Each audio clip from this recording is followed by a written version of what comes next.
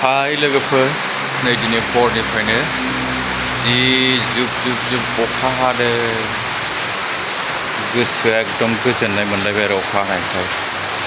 आसा खालामदों जि जायगायाव अखा हायाखै बे जायगाफ्राव अखाया हाबाय आरो जायफोरा माइ गायनो खोथिया फुनो हायाखै बा हालेवनो हायाखै बिथांमोनहा माइ गायनो खोथिया फुनो हालेवनो हानायनि सुबिदाखौ मोनसिगोन। दिनैनिफ्राय बिराद मोजां हाखाबाय। आसा खालामदों बेबायदिनो माइ गायखांजासे बोथोरनि आबादखौ मावनो हानायनि हाबाय थाथ'सिगोन अखाया। गोजोन्थों।